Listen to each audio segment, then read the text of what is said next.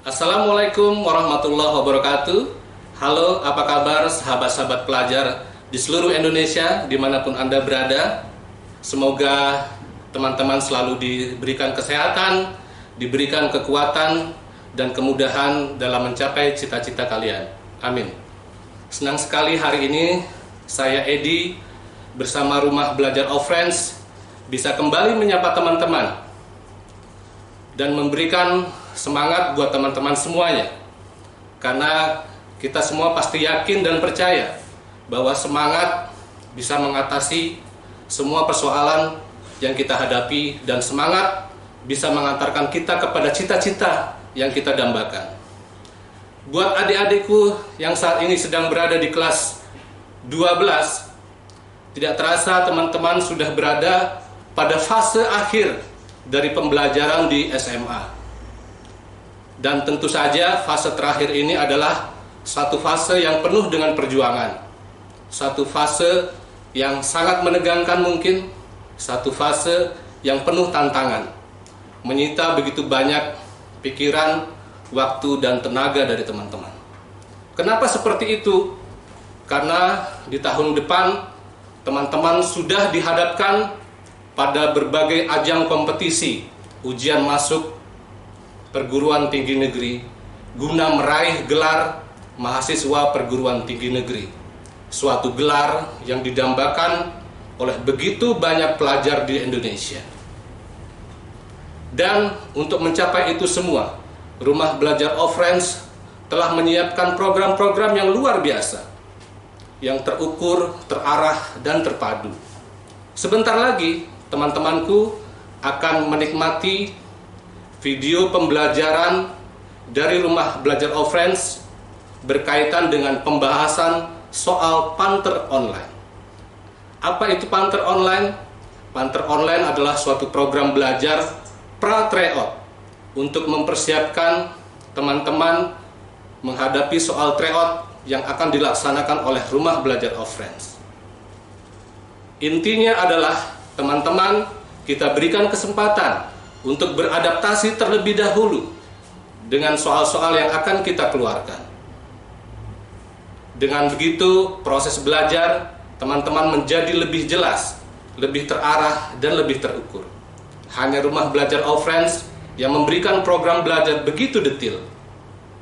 Tidak hanya program pra-tryout yang akan kita suguhkan ke teman-teman semua, tapi juga program pasca tryout berupa pembahasan soal akan teman-teman nikmati untuk mengukur, mengevaluasi validitas dari kemampuan teman-teman semua. Akhirnya, saya atas nama Rumah Belajar of Friends mengucapkan selamat belajar, selamat menikmati video pembelajaran pembahasan soal Panter Online. Semoga apa yang teman-teman cita-citakan bisa terwujud. Halo, apa kabar teman-teman semuanya? Semoga selalu luar biasa ya. Senang sekali hari ini Kak Edi bisa kembali menyapa teman-teman. Dan kali ini kita akan membahas Panter Mandiri Kimia ya, sebagai persiapan tryout yang akan datang. Baik teman-teman, kita langsung menuju soalnya. Nah, teman-teman bisa lihat di sini sebanyak 24 gram logam valensi 2 ya, bereaksi dengan H3PO4 sesuai reaksi. Oke, teman-teman bisa lihat reaksinya. Jika dihasilkan 0,6 liter gas hidrogen pada kondisi 0,2 liter CO mempunyai massa 6 gram ya, diketahui MrCO-nya 30, maka berapa sih massa yang terbentuk, massa garam yang terbentuk? Baik teman-teman, di sini kakak jelaskan dulu makna dari perkataan bervalensi 2 ya. Nah, valensi 2 ini artinya teman-teman bayangkan bahwa si logam L tadi itu bermuatan plus 2.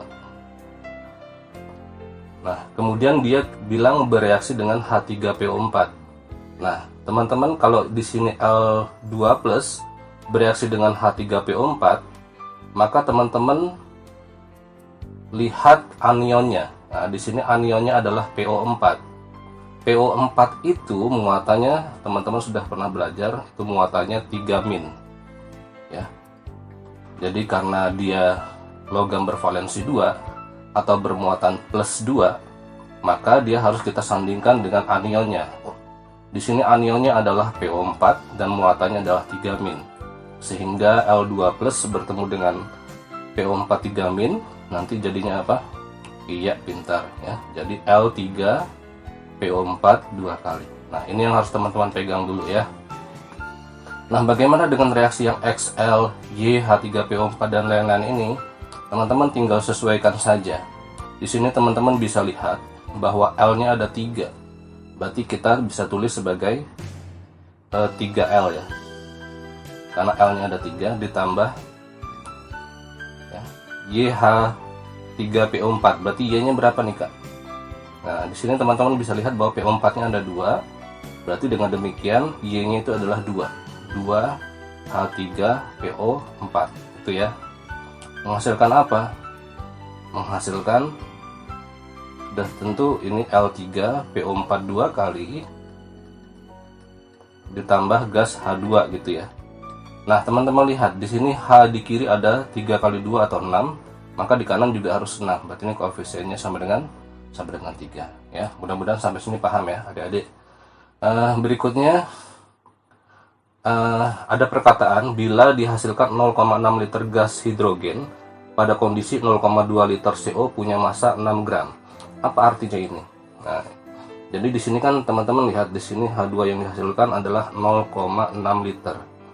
Nah, ini harus teman-teman cari dulu berapa mol sih dia. Nah, caranya gimana? Teman-teman pernah belajar ya, di kelas 10, teman-teman boleh pakai perbandingannya ya. Jadi mol 2 per mol 1 sama dengan volume yang kedua per volume yang pertama gitu ya. Atau bisa dibalik juga nggak masalah ya. Mol kedua itu adalah mol yang ditanya. Dalam hal ini adalah molnya H2. Mol yang pertama adalah mol pembandingnya atau standarnya. Siapa dia? Berarti gas CO ya. Sama dengan volume yang kedua berarti volume H2 per volume pembandingnya berarti volume CO. Nah, teman-teman tinggal mainkan ini aja. Jadi mol H2 nya masih something. Mol CO nya teman-teman lihat, mencari mol CO adalah massa per mR ya, massanya 6 gram ya, 6 per 30 sama dengan volume H2 nya sudah ada di soal 0,6 liter, sedangkan volume CO nya 0,2 liter ya. Nah, berapakah gerangan di mol H2? Ini 1/5 ya, ini 3 berarti 3/5 alias 0,6, pintar ya. 1/5 3 0,6. Teman-teman boleh tulis di sini.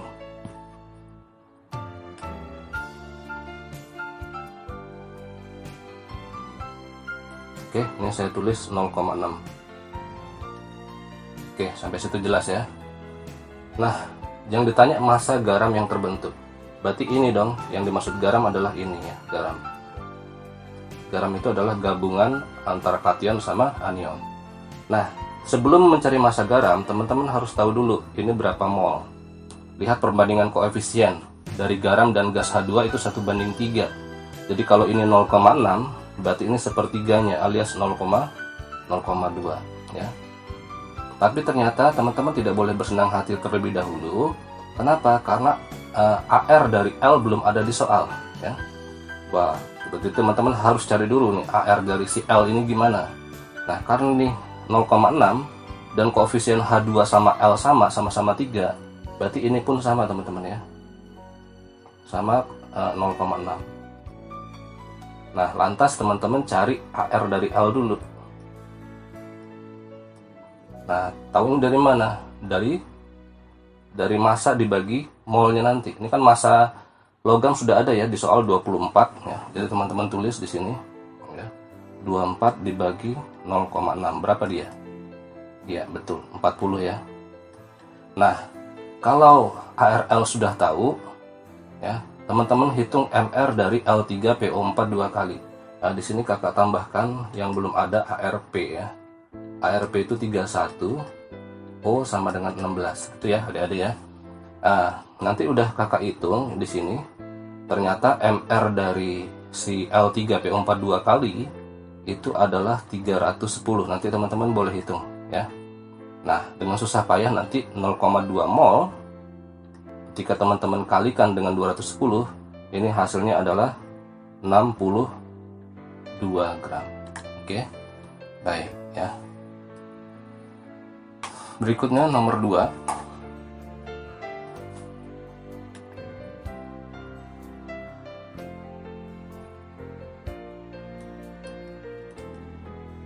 Oke, suatu senyawa organik mempunyai kandungan 12/31C, 3/21H, dan sisanya adalah atom O.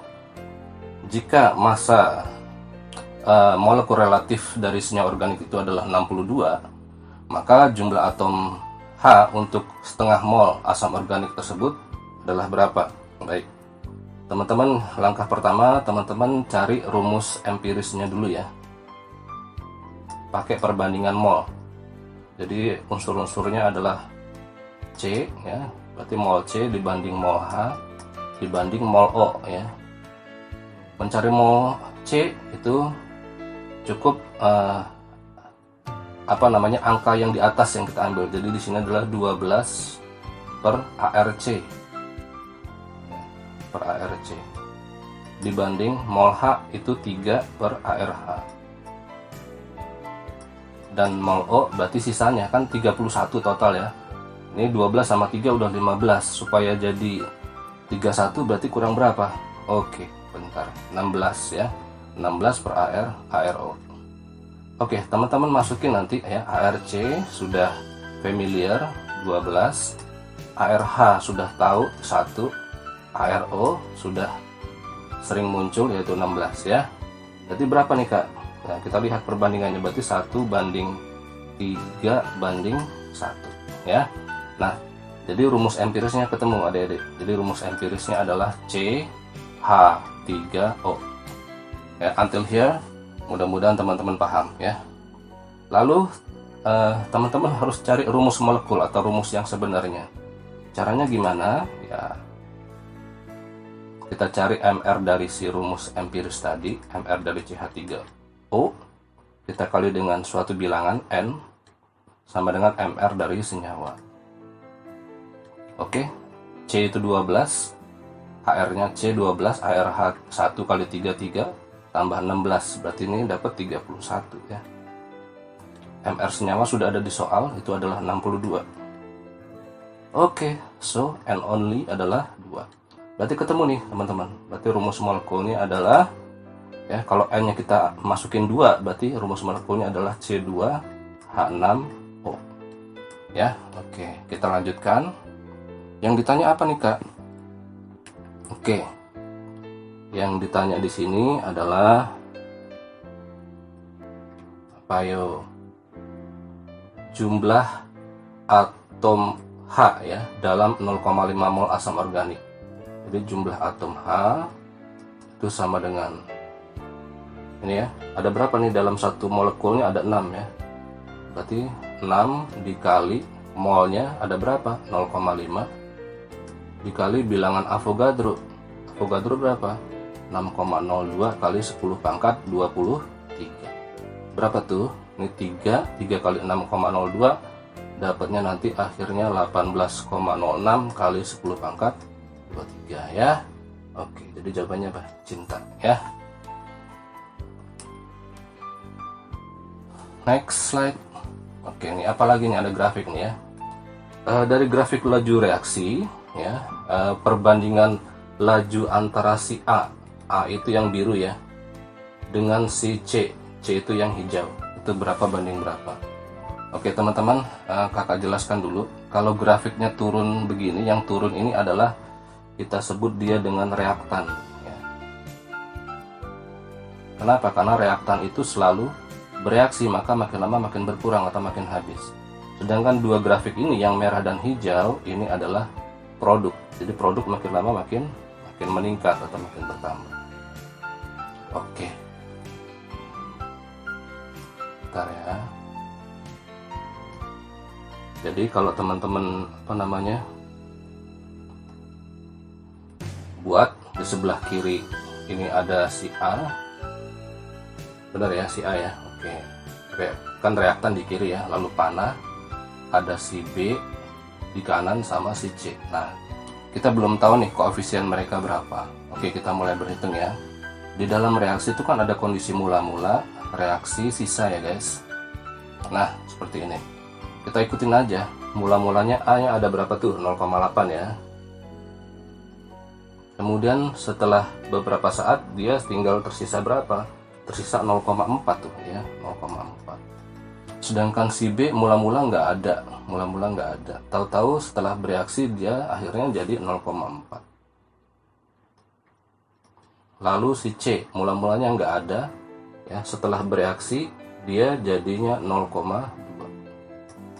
Nah, gitu caranya ya. Nah, kemudian teman-teman operkan ke atas ya, operkan ke atas ke bagian yang bereaksi.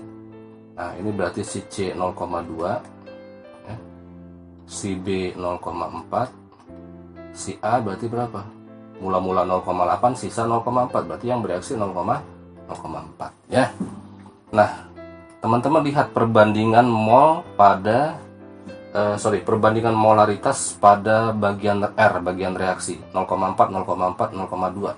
Ini artinya perbandingan koefisiennya adalah 2 banding 2 banding 1 ya, itu teman-teman ya. Nah, jadi kalau ditanya berapa sih perbandingan laju A terhadap laju C, teman-teman harus tahu konsepnya bahwa perbandingan laju reaksi itu ternyata sama dengan perbandingan koefisien ya guys. Oke, karena koefisien A banding C adalah 2 banding 1, maka perbandingan lajunya juga 2 banding 1. Oke, itu ya, mudah-mudahan bisa dipahami dengan baik. Next, nomor 4, direaksikan 8 gram Fe2O3 dengan 6 gram CO ya, sesuai reaksi. Jika dihasilkan 4,2 gram Fe, berapa sih persen hasil reaksinya? Oke, teman-teman harus tahu apa sih yang dimaksud dengan persen hasil. Oke, persen hasil reaksi itu ya, persen hasil reaksi itu adalah hasil secara praktek ya, hasil secara praktek atau uji coba kita perbandingkan dengan hasil secara teoritis atau perhitungannya. Kita kalikan dengan 100%. Nah, teman-teman sudah belajar Stokio sejak kelas 10 ya. Ini reaksinya kakak tulis ulang, Fe2O3 ditambah 3CO result 2Fe ditambah 3CO2 like this ya. Oke, nah kita mainkan dulu.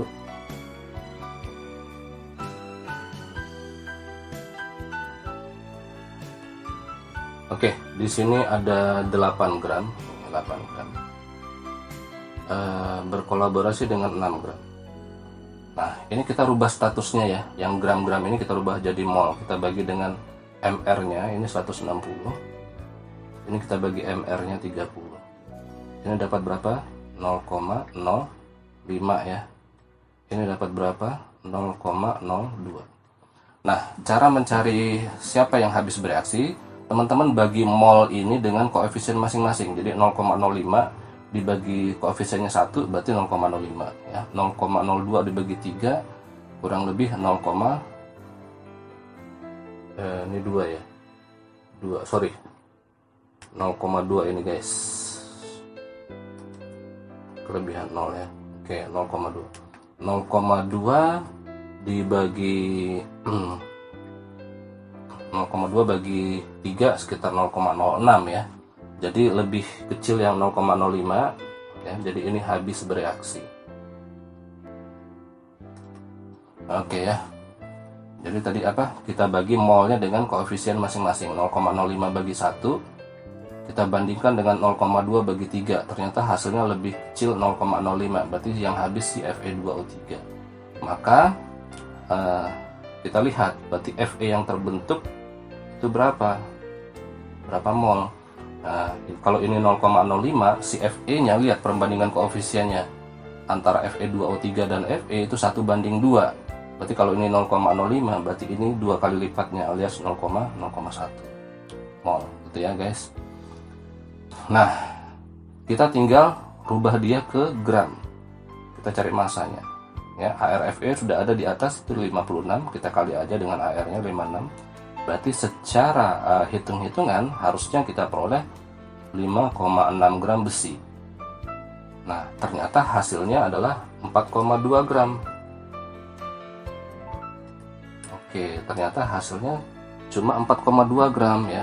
Kita nggak tahu apakah karena Fe2O3-nya kurang murni ya, atau kita mereaksikannya kurang sempurna ya. Nah, kita cari nih persen hasil reaksinya.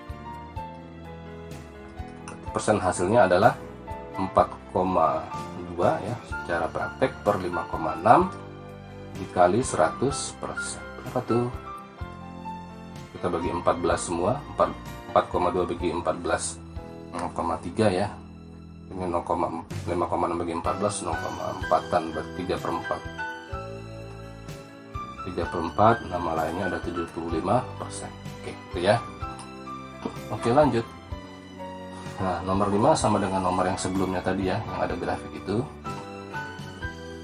Nah, kita lihat nih. Ini zatnya ada si A ya, senangnya si A ini. Berarti A-nya di kiri sebagai reaktan, lalu di kanan B sama C ya. Ternyata dibilang ini grafik kesetimbangan, berarti ini reaksinya bolak-balik ya guys. Oke, seperti biasa ada keadaan mula-mula, reaksi, setimbang ya, kalau kesetimbangan kimia seperti itu. Nah, kita lihat A mula-mula adalah 0,8, setimbangnya 0,4. Kemudian si B ya, mula-mulanya belum ada nih. Ternyata pada saat setimbang dia 0,4.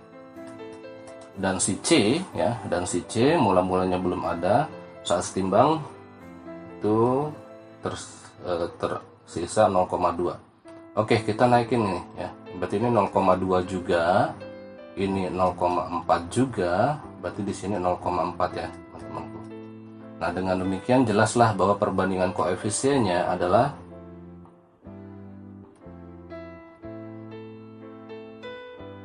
perbandingan koefisiennya adalah 2:1. Nah, lalu teman-teman harus ingat gimana sih rumus kesetimbangan. Di kelas 11 kalian sudah belajar. Rumus KC adalah konsentrasi ruas kanan pangkat koefisien, berarti konsentrasi B pangkat koefisien 2 dikali konsentrasi C pangkat koefisiennya 1 per konsentrasi reaktan, dalam hal ini A pangkat koefisiennya gitu ya. Nah, berarti teman-teman tinggal masukin aja konsentrasi B yaitu 0,4 kuadrat ketemu dengan konsentrasi C 0,2, kita bagi dengan konsentrasi si A juga 0,4 kuadrat. Oke, ini teman-teman bisa coret. Oke, jadi KC nya 0,2. Yang ditanya apa? Oh, yang ditanya adalah KP. KP, teman-teman masih ingat rumusnya? KP sama dengan KC dalam kurung RT pangkat delta N. What is delta N? Delta N adalah koefisien ruas kanan dikurangi koefisien ruas kiri. Oke, kita hitung ya guys. Berarti KC nya tadi berapa? 0,2 ya, kali R. R nya ada di soal 0,082 dikali T. T nya suhu dalam Kelvin, ada di soal 500 ya, dikali pangkat delta N. Koefisien kanan 2 tambah 1 3, koefisien kiri 2, 3 kurangi 2 berarti 1 ya. Oke, ini adalah 41 kali 0,2 berarti 8,2 ya guys. Oke, berarti juga. Oke, next nomor 6. Sebanyak 40 mili CH3COH 0,1 molar dengan pH 3- log 2 direaksikan dengan 40 ml CaOH2 0,025 molar. Berapa pH campurannya? Oke, kita mulai ya. Jadi ini ada CH3CO. Kita kolaborasikan dengan CaOH2. Hasilnya apa? Ya. Ingat, CH3COO kan 1 min bertemu dengan Ca2+, jadi CH3COO 2 kali Ca ini ya. Lalu H2O nya nggak penting, teman-teman langsung bikin mula-mula reaksi sisa gini.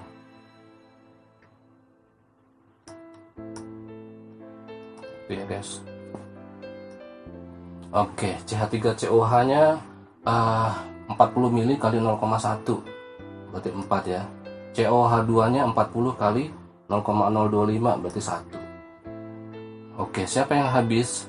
Ya, yang habis yang lebih sedikit ya, berarti ini 1 habis. Ini koefisiennya 2 ya guys ya. Ini kalau ini 1, ini 2 kali lipatnya berarti 2, ini sisa 2. Ini garamnya tetap 1 karena koefisiennya sama dengan COH2 ya. Nah, kalau tersisa asam lemah, CH3COH asam lemah dengan garamnya, berarti ini komposisi dari apa sih? Dari penyangga atau buffer ya. Buffernya buffer apa? Karena yang tersisa adalah asam, maka ini adalah tipe soal tentang buffer asam. Nah, kalau teman-teman sudah tahu ini kategori buffer asam, silahkan streamingkan pikiran kalian ke rumus buffer asam. Rumus buffer asam apa, Kak? Masa lupa sih? Makanya belajar di offline dong. H+ sama dengan Ka kali mol asam per mol garam kali valensi. Valensi itu apa sih, Kak? Valensi itu bahasa tidak ilmiahnya ya. Biar cepet paham teman-teman, valensi itu adalah angka di belakang kurung. Itu aja ya, biar kalian lebih mudeng ya. Angka di belakang kurung.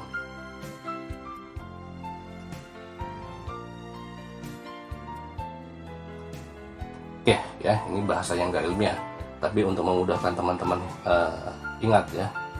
Nah, wow, ternyata kita butuh data Ka nih, Kak. Iya betul ya, kita butuh data Ka, sedangkan di soal itu belum ada data KAD ya. Nah, gimana tuh cara mencari Ka-nya? Teman-teman sudah belajar bahwa mencari pH asam lemah rumusnya apa ya? Mencari pH asam lemah rumusnya adalah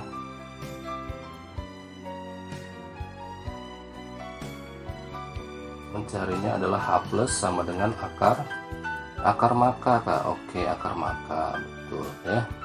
Akar maka.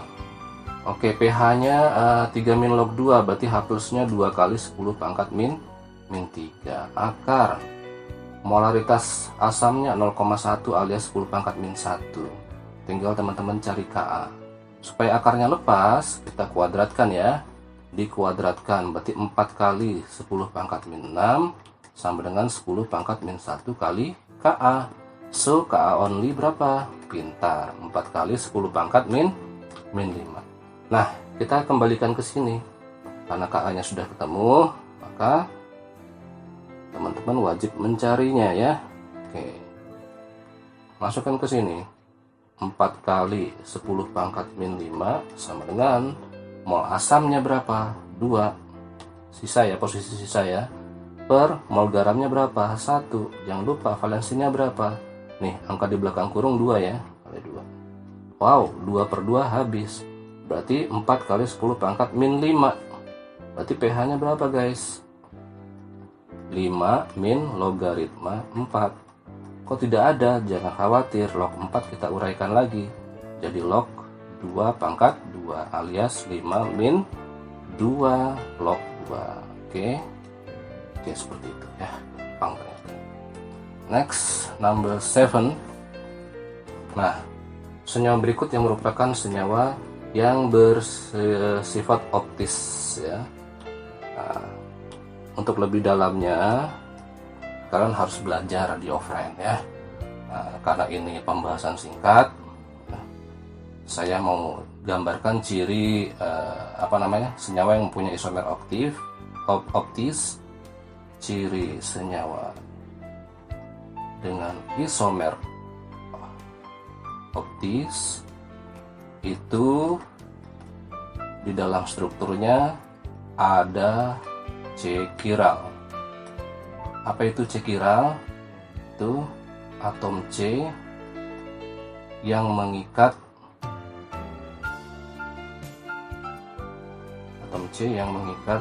empat atom berbeda, atau 4 gugus ya, lebih tepatnya 4 gugus berbeda.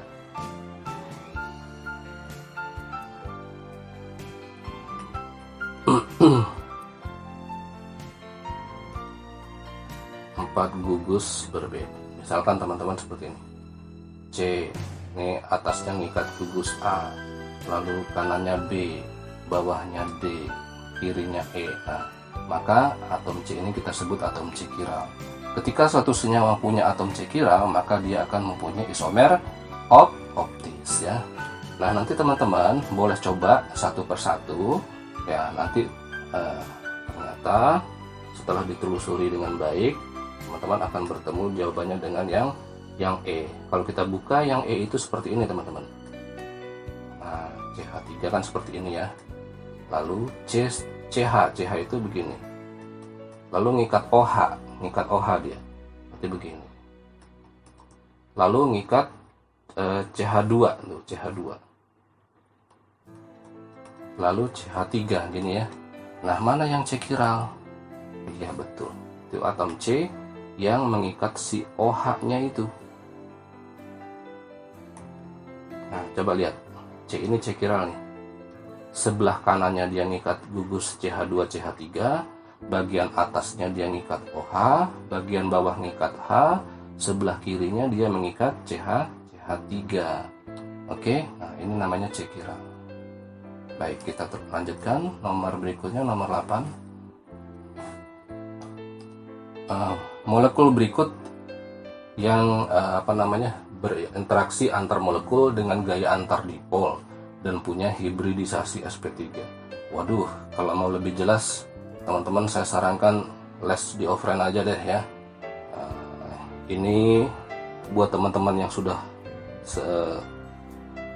setengah paham atau 3/4 paham dengan konsep yang pernah disampaikan di sekolah ataupun di offline ya. Nah, teman-teman bisa nih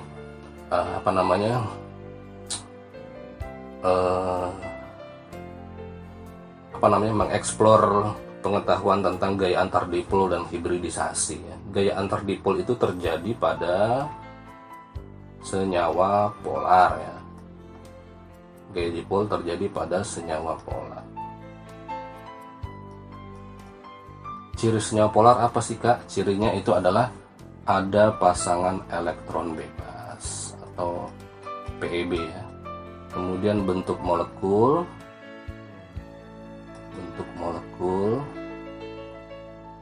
tidak simetris.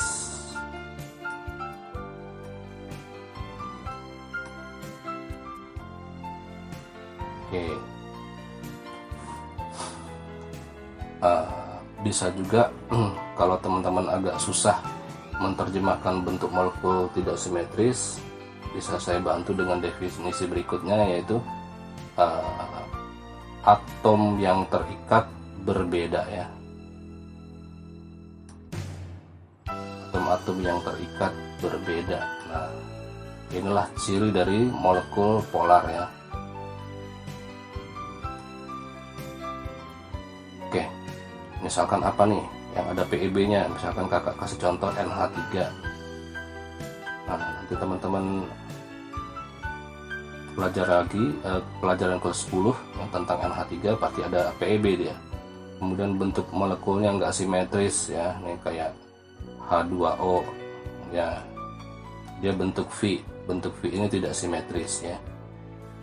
Kemudian atom-atom yang terikat berbeda, misalkan H sama Cl, nah ini beda ya.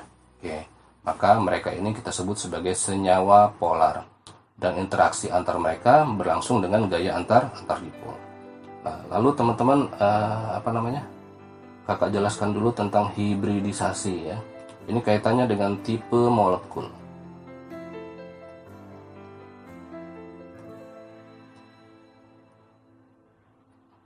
Ini kakak agak turunkan sedikit.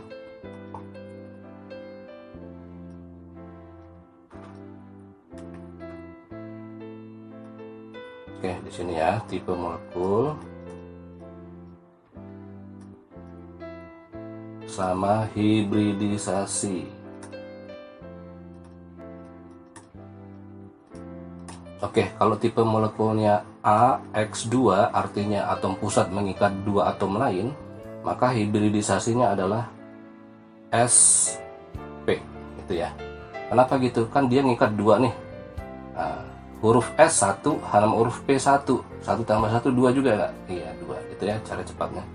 Kalau AX3 artinya atom pusat mengikat 3 atom lain, berarti hibridisasinya adalah SP2. Kok bisa? Nah, yang diikat berapa? 3 kan, X nya ada 3 ya. Nah, huruf S nya ada 1, huruf P nya ada 3. Huruf P nya ada 2, 1 tambah 2 berapa? 3 juga nggak? Iya. Lalu AX4. Nah, yang diikat 4 berarti SP3 ya. Nih, yang terikat 4 berarti SP3. Huruf S nya 1, nih anggap aja huruf P nya ada 3 ya. 1 tambah 3 4 juga ya. Lalu AX5. Oke, berarti SP3D gini ya. Ya, yang diikat X nya 5 ya, atom yang terikat 5. Ini huruf S nya 1, P nya 3, D nya 1, kalau dijumlahkan 5. Oke, 5 huruf. AX6 ya, berarti SP3D2. Kok bisa sih kak? Ya, kalau mau lebih jelas lagi ya kalian harus belajar di rumah belajar offline ya. Oke, karena di sini sifatnya kita hanya mengulas bagian-bagian yang penting saja untuk diungkapkan. Oke, nah berarti kita harus menghubungkan nih senyawa yang polar dan hibridisasinya sp3. Oke, misalkan PCl5 nih. Kalau PCl5 ini berarti ini ya, kalau PCl5 berarti ini termasuk apa nih kak? Ini atom pusatnya P mengikat 5 atom Cl, berarti AX5 dong. Nah, AX5 tadi apa? sp3D, berarti bukan ya. Berikutnya kalau C dalam kurung CH3 4 kali, artinya apa nih kak? Nah, berarti dia AX4. AX4 berarti apa? Wow, bener dong sp3. Tapi lihat, ternyata yang terikatnya sama semua, ada CH3 CH3 CH3. Jadi ini C CH3 CH3 CH3 CH3. Nah, yang terikatnya sama semua, berarti dia non polar ya. Walaupun dia hibridisasinya benar sp3 ya. Kalau berikutnya CH2CBr. CH2CBr berarti atom Cl ya maksudnya. CH2ClBr berarti atom C nya mengikat berapa atom? Ini hanya ada 2, Cl nya ada 1, Br nya ada 1, berarti 4 ya kak. Iya, berarti ini AX4 juga kak, benar. Berarti sp3 dong. Iya. Nah, kalau sp3 ini polar apa non polar? Ternyata yang diikat beda-beda ya. Ada yang diikatnya H, ada yang diikatnya Cl, ada yang diikatnya Br. Berarti dia akan bersifat polar ya. Jadi kalau digambarkan misalkan begini guys. Ini H, lalu ini Cl, ini Br. Nah, ini Br nih ya. Nah, yang terikat beda-beda, berarti ini adalah polar ya. Oke, jadi jawabannya apa? Cinta ya. Oke, number 9. Pada reaksi BF3 plus F- menjadi BF4- ya. Pernyataan yang benar adalah, oke, teman-teman perhatikan option-optionnya tentang apa saja. Oh, tentang Bronsted-Lowry sama teori Lewis. Nah, kakak perjelas lagi apa yang dimaksud dengan asam basa menurut Bronsted. Menurut Bronsted itu asam adalah donor H+ atau menyumbangkan H+, sedangkan basa menurut Bronsted itu adalah akseptor atau penerima H+, ya. Oke, itu konsepnya. Lalu menurut teori Lewis, asam itu apa sih Kak? Asam itu adalah akseptor atau penerima pasangan elektron bebas atau PEB ya. Sedangkan basa menurut si Lewis itu adalah donor atau penyumbang pasangan elektron bebas. Nah, sebagai akseptor PEB, maka dia berbentuk molekul. Ya, molekul netral. Atau bisa juga dia berbentuk ion positif. Oke, berikutnya sebagai donor PEB ya. Maka cirinya adalah suatu molekul yang punya PEB pastinya. Molekul netral dengan PEB ya. Atau bisa juga berbentuk ion atau ion negatif ya. Nah, teman-teman lihat dari reaksi BF3 tambah F- menjadi BF4-, ini kan nggak ada H+-nya sama sekali. Berarti teori Bronsted ini gugur ya, karena nggak ada transfer H+ ya di situ. Nah, kita tinggal fokus ke teori Lewis. Nah, teman-teman lihat, berarti option C dia bilang F- sebagai asam Lewis. Sebagai asam Lewis benar nggak ciri-cirinya? Dia sebagai molekul netral atau ion positif? Salah ya, karena muatannya negatif. Kalau muatannya negatif sebagai apa? Berarti sebagai basa Lewis ya. Jadi jawabannya dodol. Oke, the last number. Nah, ini tentang laju reaksi teman-teman ya. Ini ada tabel laju reaksinya. Teman-teman ditanya waktu ketika NO-nya 0,4 dan BR2-nya 0,6. Ini kakak tulis ulang. Ini ada NO, ada BR2, ada T gitu ya. Kemudian ini 0,2, ini 0,2, ini 0,4, BR2-nya 0,3, 0,6, 0,3 gitu ya. Lalu T-nya 32 detik, lalu 16, 8. Nah, bagaimana caranya Kak? Gampang banget. Teman-teman pertama harus cari orde reaksi masing-masing reaktan dulu ya. Yuk, kita cari orde NO. Mencari orde NO gimana Kak? Cari BR2 yang sama. BR2 yang sama. Berarti percobaan berapa? Ini kalau kakak bilang ini percobaan 1, percobaan 2, percobaan 3, ini percobaan yang terakhir. Ya. Orde NO itu berarti kita cari BR2 yang sama. Berarti percobaan 1 dan 3 ya. Berarti 0,2 kita perbandingkan dengan 0,4 pangkat X sama dengan ya. Ingat, kalau dia T atau waktu, kita balik perbandingannya, bukan 32/8 tapi 8/32 gitu ya guys. Oke, berarti setengah pangkat X sama dengan 1/4, berarti orde NO sama dengan 2 gitu ya. Lalu orde BR2. Orde BR2 teman-teman wajib lihat NO yang sama. Ternyata yang sama percobaan 1 dan 2. Berarti 0,3 per 0,6 ya, 0,3 per 0,6 ini kan sama nih.